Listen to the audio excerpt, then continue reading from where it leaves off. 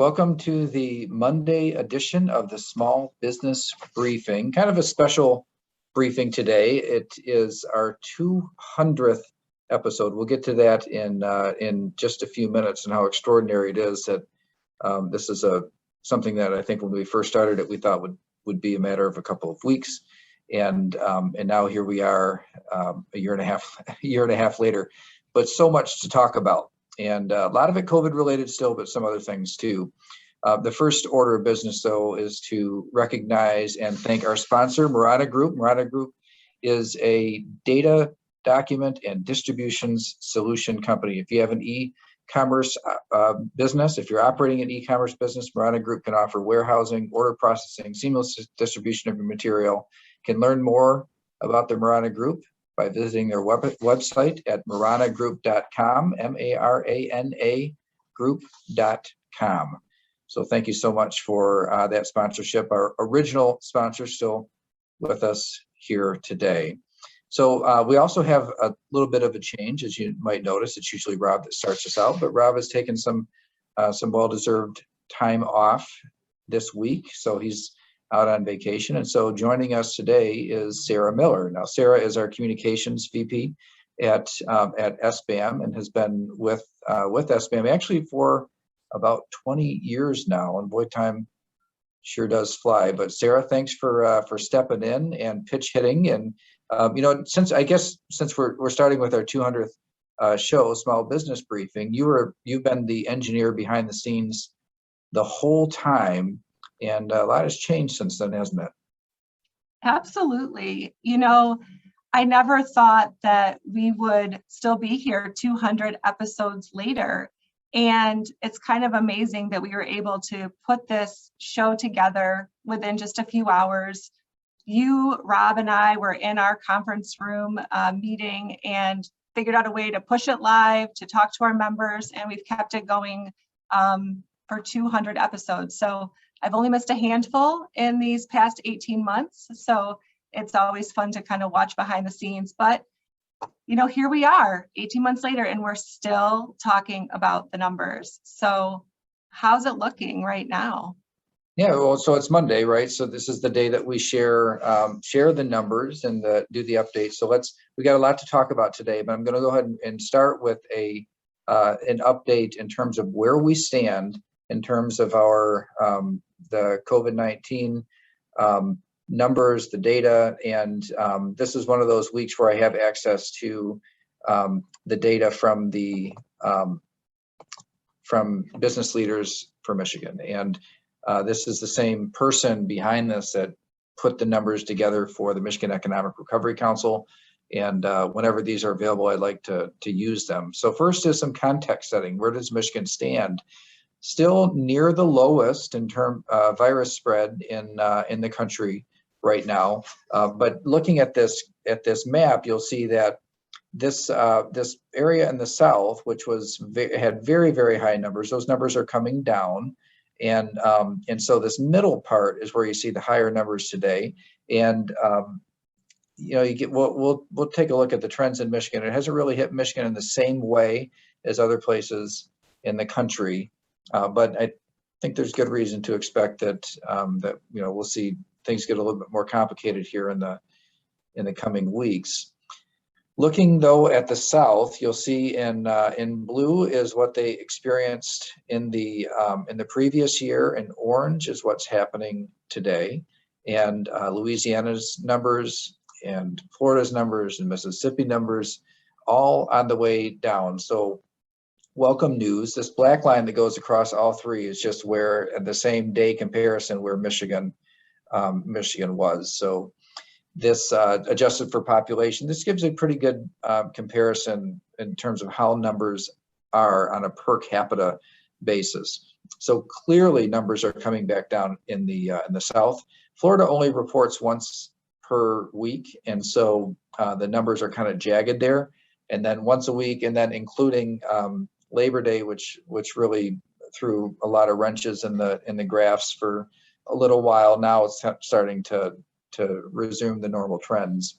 Looking closer to home, though, in Ohio and Indiana, you'll see Their number is much higher than Michigan's, but it does look like it's kind of moving up on the map, so moving north on the map.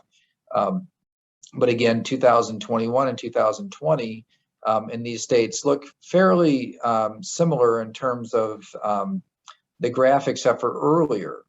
And then in the case of Indiana, maybe numbers actually have crested and coming down a bit.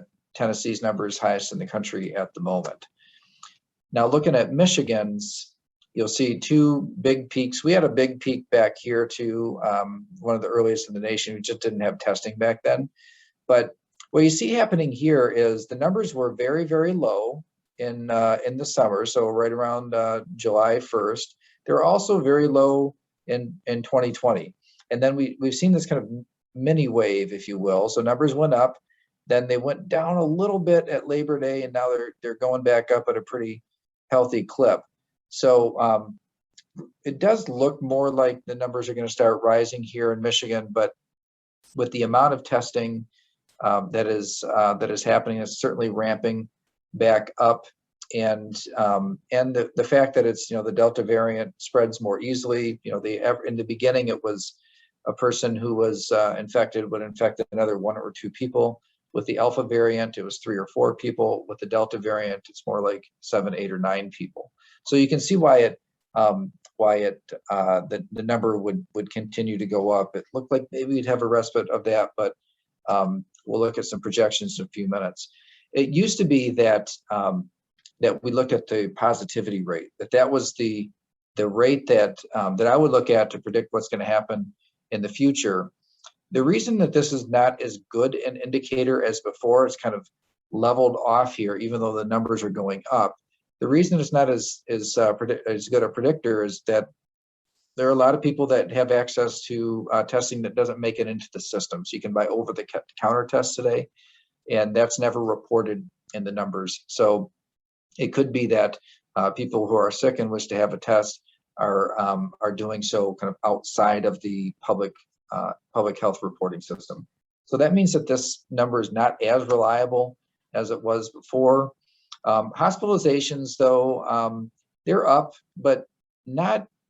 These are definitely not increasing like we have seen in the past, and it does not look the same as the infection curve. And that's great news. Has a lot to do with the vaccines, and a high proportion of people who are in their older years that have been vaccinated. This is where you really start to see it show up. And then looking at deaths, definitely up higher, but again, this curve looks nothing like it has in the past, which has everything to do with just the success in getting vaccines to the most vulnerable population. By the way, numbers in terms of deaths per day got down pretty low, and they did last summer too. These are flu-like numbers, so this is the type of impact that you would see in a seasonal flu among the elderly population. So 21 still low compared to the rest of the nation.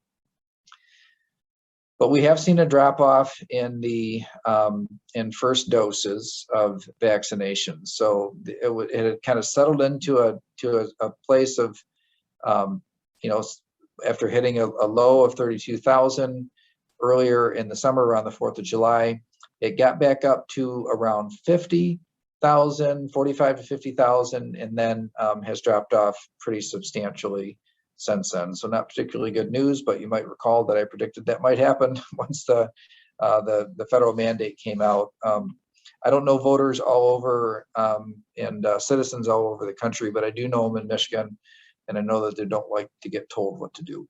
So this number may kind of bounce back and recover, but still, it's quite a drop off. Taking a look at what we could expect, these were just projections. This scenario here, a predictive scenario where we have an early wave. This scenario down here in gray just assumes like it would have been more like last year, where numbers stayed low for a long time and then went up later in the fall. And the actual results have been right in between. So this orange is right in between. delayed wave in scenario C is what we're looking at here. So they're going up, but not like before. But we could be on the early part of a fall wave. And then in terms of timing, the one thing that the virus is very predictable or is very consistent is that it takes from when numbers start going up, it's usually about a 2-month process, 6 weeks in the main wave, but a few weeks and kind of ramping up to get to that wave. And I think that's where we're at today. But under this green scenario, which is the one that we're tracking most, this would show a peak sometime in late October. So we'll see. Hard to say if we're really in the beginning stages of a wave, or we just had a really small one and now it's ready to crest and come back down. But it looks to me more like this whole increasing trend that we've been on is just, it's not the wave. It's not the part of the fall wave. It's just been essentially the delta impact that our kind of low level simmering point is at a higher level than it was last year. And then looking at outbreak data, where are the outbreaks happening? Far and away, schools are number one, not particularly surprising because most schools most kids in schools can't get vaccinated, only to age 16 at the moment. The assisted living facilities are number two. So hopefully this looks familiar to you because K-12 and assisted living facilities were far and away the top last year, and they're same for this year. You'll notice that manufacturing is number 3 on the list with 48 total outbreaks. And one thing to keep in mind, though, on outbreaks is that in manufacturing is that there are over 30,000 manufacturing sites, a lot more than others. So that's actually, even though it shows up in absolute numbers as number 3, if you did it as a percentage of facilities, really quite low. So overall, looks like we have some risks in front of us. Thankfully, the hospitalizations have not been increasing like the infection numbers, but that's not particularly surprising given the success in the vaccinations of those in the older age categories, especially those over 70, very high vaccination rate in Michigan. But have some work to do on those over 50, which still can account for a fair amount of the hospitalization that you see, especially in places like Florida and Texas and Alabama and Georgia and Mississippi, now Tennessee. It's really after age 50, you see a higher proportion of people showing up in the hospital. Well, I know that one of the things that I've been watching beyond just the regular COVID numbers is how we're doing with vaccinations. And as I'm putting on my mom hat for a second, I was really pleased to hear some information this morning about the Pfizer vaccine progress for ages 5 to 11, because my son fits in that group. But then we also had some surprising information come out Friday afternoon on our booster shot. So I was wondering if you could shed some insight there. Last week, a panel that makes recommendations to the FDA on approval of things like vaccines or changes in protocols, like adding a booster to a vaccine regimen, they got together in a meeting that was anticipated going back to last summer. You might recall that President Biden last summer said that by September 20th, today, that there would be vaccine booster shots for anybody who was eligible for the vaccine. So anybody 16 and up on the Pfizer vaccine could get a booster starting today. There was some controversy over that. The controversy wasn't necessarily over the safety or the efficacy rules, the safety efficacy studies. It was more based on the concept or the notion that the U.S. would use up more shots when other countries didn't have as many as they needed. And so there's a lot of practical challenges in other parts of the world and vaccine distribution, especially places like Africa, where the cold storage that is required is hard to come by in huge swaths of that country. But anyway, this panel that makes recommendations, they don't make the decision, they make recommendations back to the FDA, who makes the final decision, went against the president's announced booster availability for everybody and said, no, just people over 65. So a couple things that surprised me. First is that they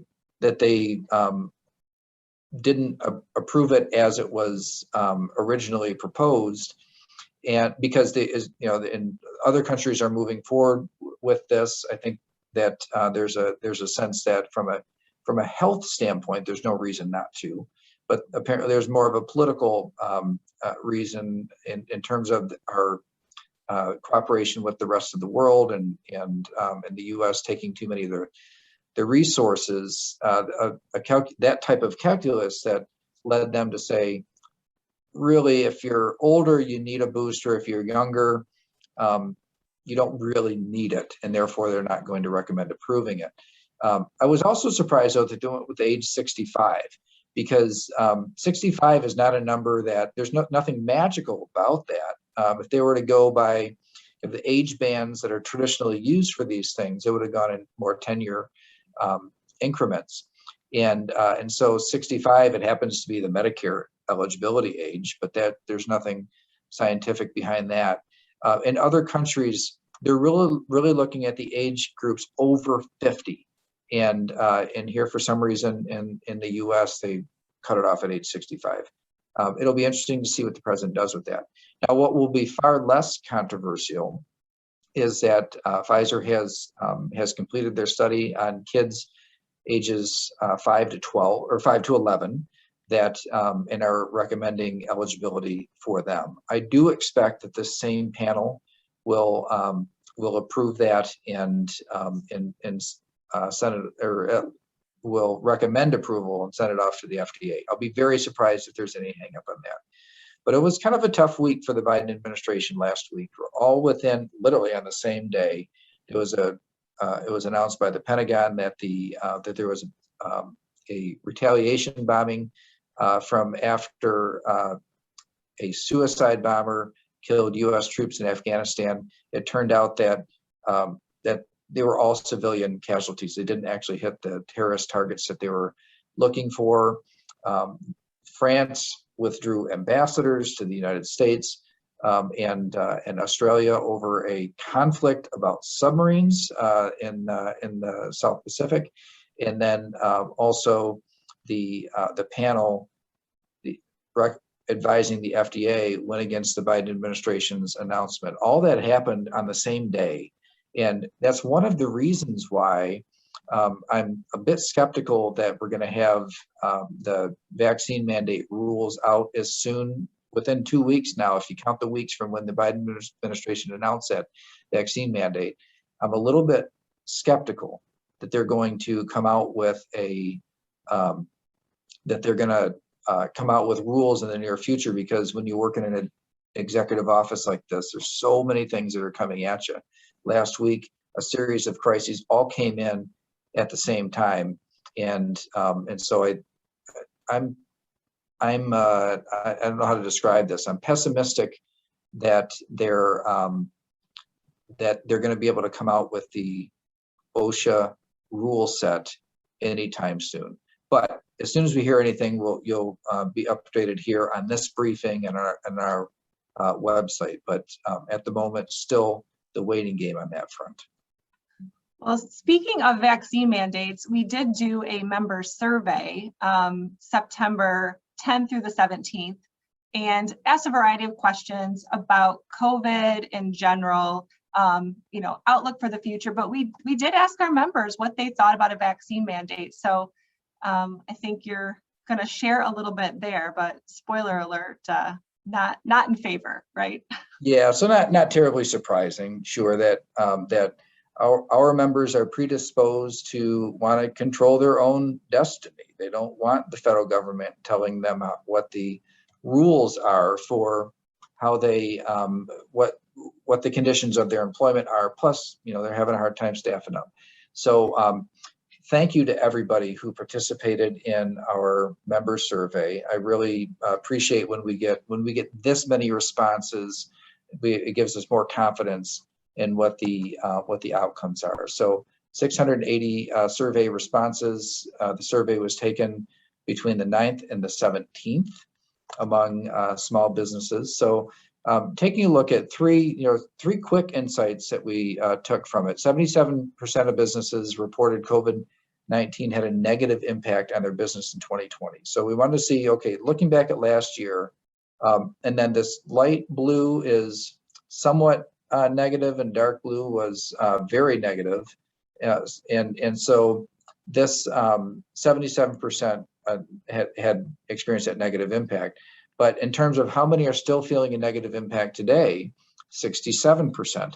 Now, those that say it's significantly negative, it's a lot fewer than before. So that's good news in what's generally not good news. But I do suspect that the things that are negative that they're experiencing are different than the things that were negative before. So in 2020, it was capacity limitations and shutdowns and things of that nature.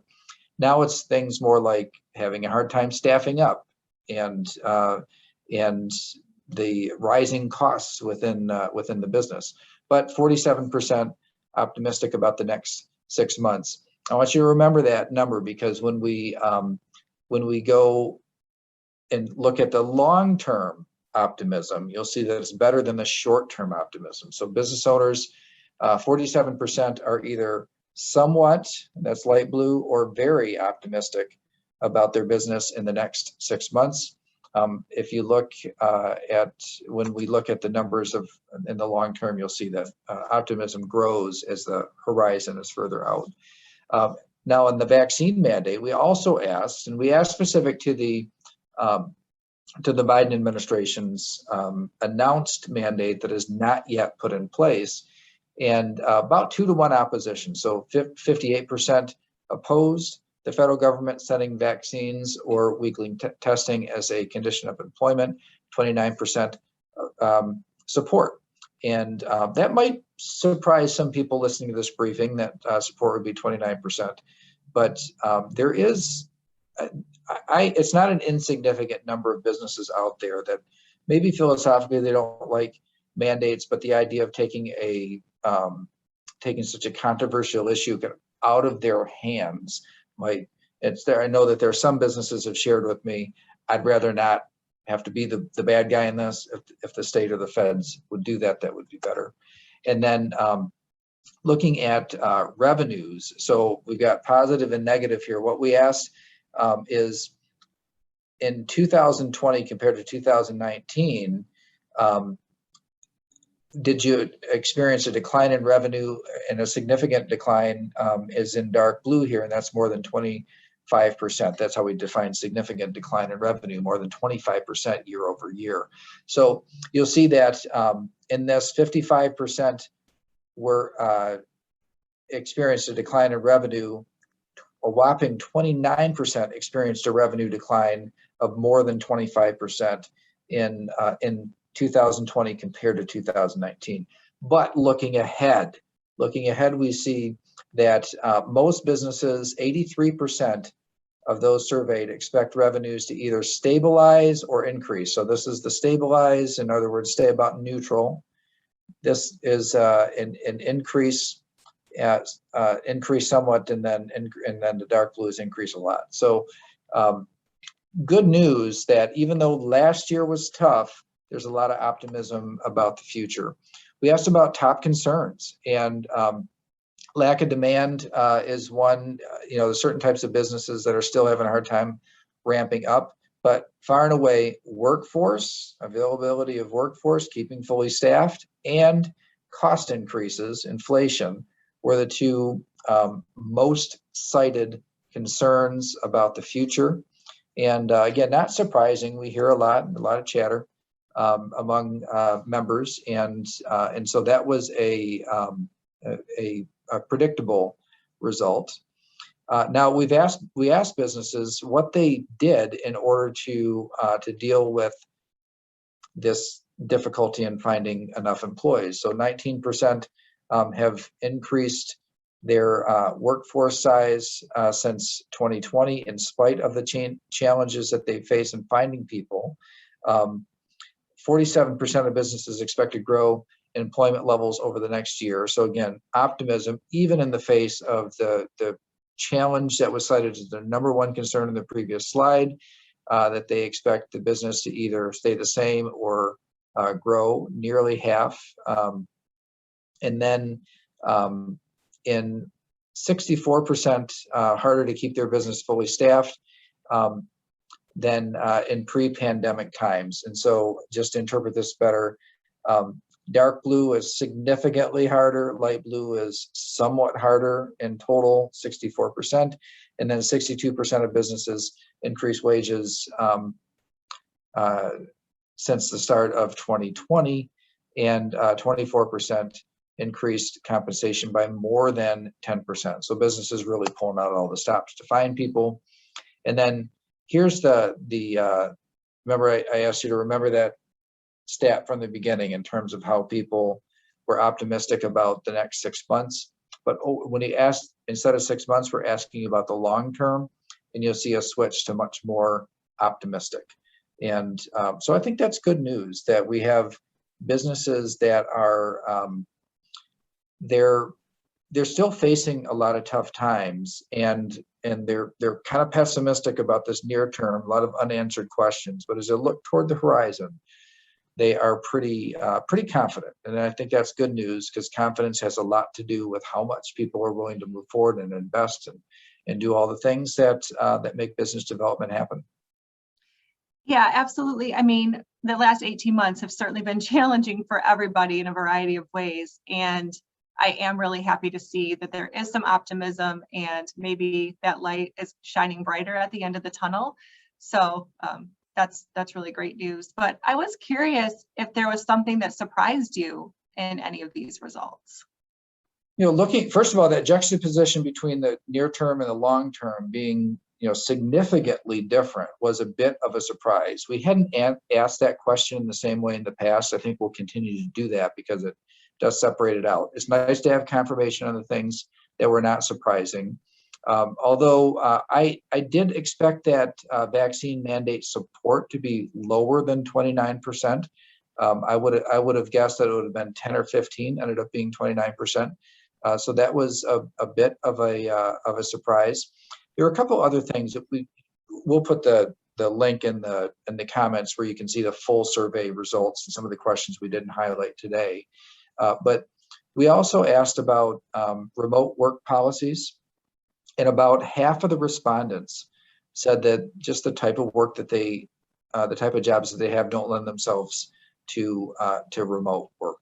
So that came out a little bit higher than I was expecting too.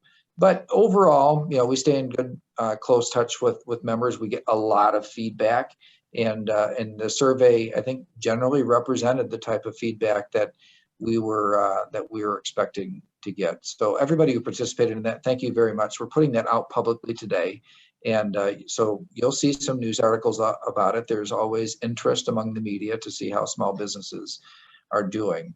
And the final thing I wanted to say today is a thank you to everybody who participated in our call to action. Remember, there was this issue where the budget proposal that President Biden made put a recommendation in that banks and credit unions had to share virtually all transaction information to the IRS to try and to catch both money laundering and people that weren't paying enough in taxes. And this was an unprecedented invasion of privacy in terms of what anything in the financial world that we had seen before. I mean, certainly nothing on this scale. The good news is that we had nearly 1,000 responses to that call to action. It was absolutely heard by the public policy members. There were a lot of other organizations around the country that were a part of that, and as that has been moving through the process, so the president proposed it. Now Congress, also controlled by the president's party, has to take that and turn it into budget bills. And that proposal was not in the first draft that came out, which is great news. Doesn't mean that the work is done or it's over or the risk is gone, but it does mean that that it was proposed by the White House, and looks like Congress is not excited about taking that up. But stay tuned for additional federal issues. There are a handful of federal issues that we're really quite concerned about, especially on the tax front, and how they might impact businesses, especially those businesses that are looking to pass the business on to the next generation. So much more to do in the future. Thank you all for being a part of 200, I can't believe it, 200 different episodes of the Small Business Briefing. And I think that we're, regardless, once we're past talking about COVID and all the things that come with it, I think we're going to stick with it because as you can see, we're already talking about a bunch of other issues that matter to small businesses. So thanks for sticking with us for the last 200, and look forward to sharing more with you in the future. Next time you see me will be on Thursday. It will be from Mackinac Island. I'll be at the Detroit Chamber Policy Conference up on the island. Looking forward to getting right back at it. See you next time. Bye, everybody. Have a great week.